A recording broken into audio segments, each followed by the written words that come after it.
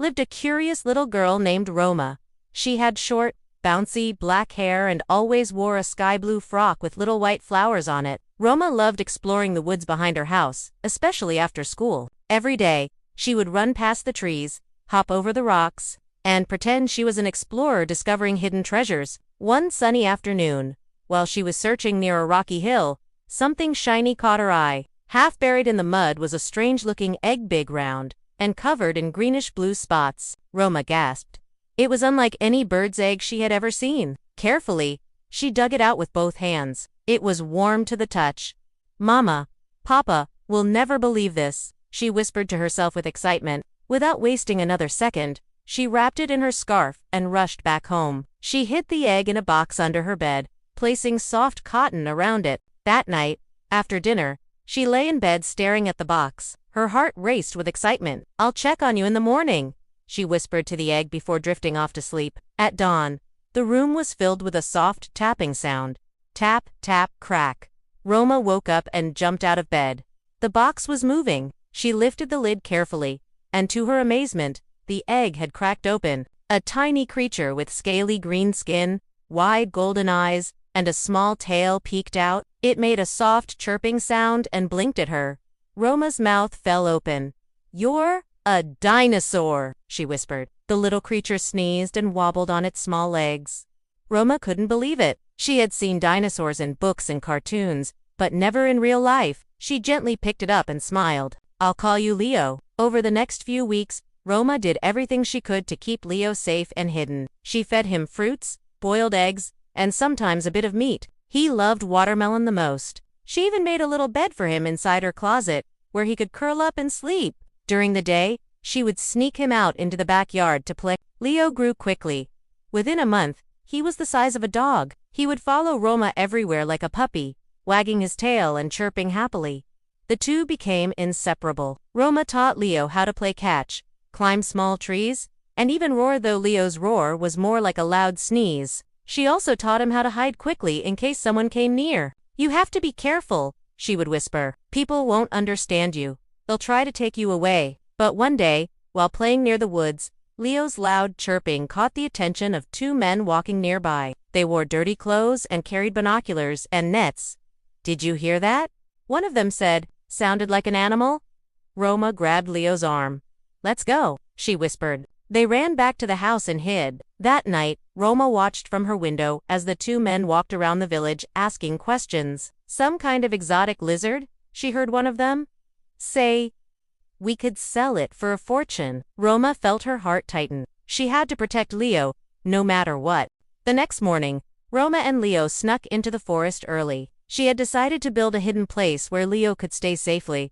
They found a cave near a waterfall, covered by thick vines. Over the next few days, Roma brought blankets, food, and even toys for Leo. "Until the hunters go away, you'll stay here, okay?" she said.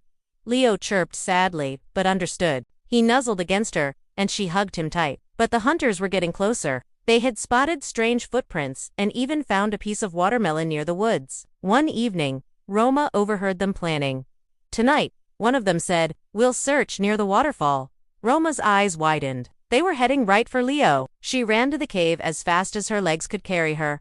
Leo was sleeping peacefully, his tail curled like a question mark. "Leo, wake up," she cried. "We have to move." But it was too late. The sound of footsteps echoed through the trees. The hunters were close. Roma stood in front of Leo, arms spread wide. "You can't take him," she shouted. "He's my friend." The hunters laughed. "Out of the way. Girl, that's a rare creature. It belongs in a cage." "No," she cried, her voice shaking. "He's not a thing. He's my family." Suddenly, Leo stepped forward. He let out the loudest roar he had ever made. The ground seemed to tremble beneath their feet. Birds scattered from the trees.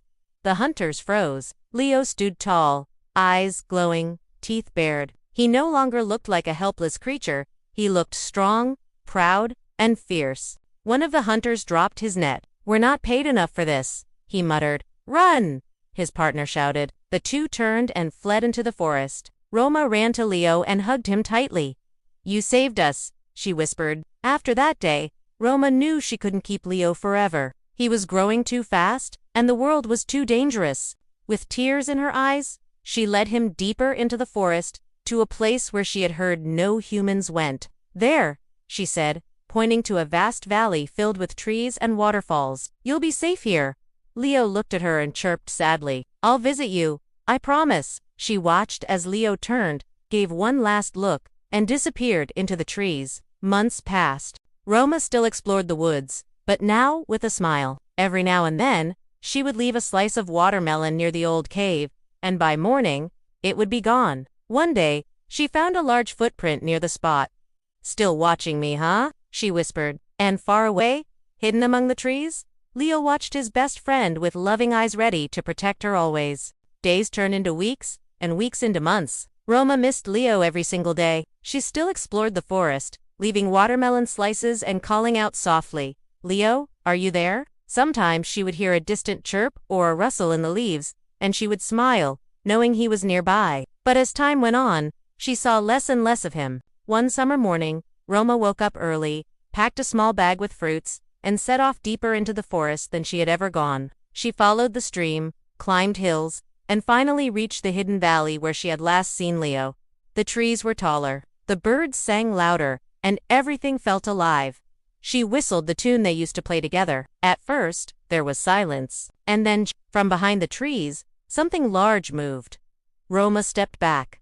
Her eyes widened. Leo had grown taller than a horse now, with muscular legs and shiny green scales that shimmered in the sunlight. His eyes were the same golden color, gentle and kind. He ran toward her, letting out a happy roar that shook the leaves. "Leo!" she cried, running into his arms. He gently nudged her with his snout, his tail wagging like a dog's.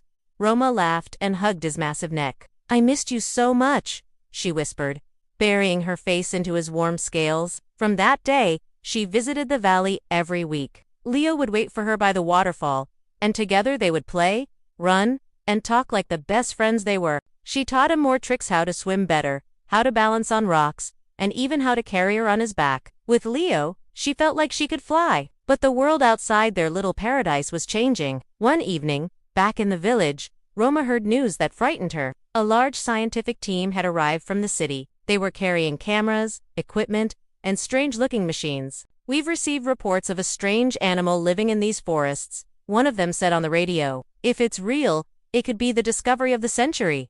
Roma's heart sank. She knew they were talking about Leo.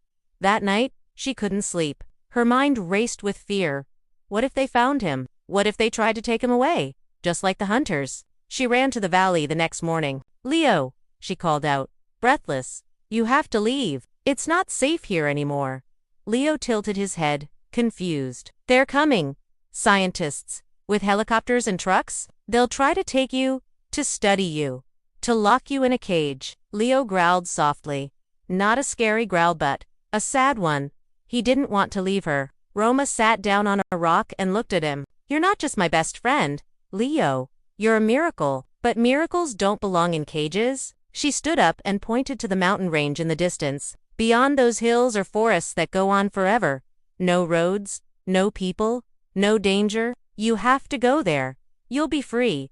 Leo didn't move. She stepped forward and hugged him tightly. "Please," she whispered, tears rolling down her cheeks. "Go before it's too late." Leo gave a soft roar, nuzzled her one last time, and turned away. She watched him walk slowly through the trees, each step heavier than the last. At the edge of the valley, he looked back one last time. Roma waved, crying and smiling at the same time. And then, he was gone. The scientists searched for weeks.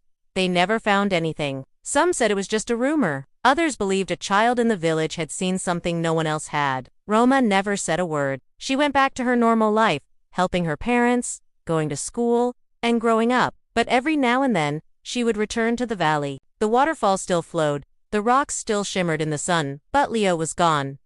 Or so she thought. Years later, Roma was no longer a little girl. She was now a bright young woman, studying animals and nature. She had chosen to become a biologist, all because of Leo.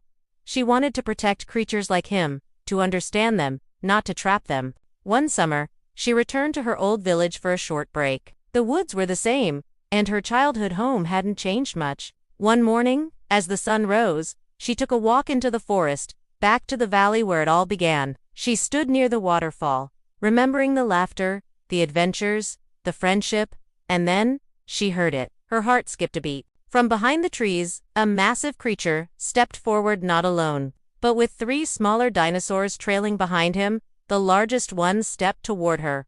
Golden eyes, green shimmering scales. "Leo," she breathed. He roared softly and bent his head down to her.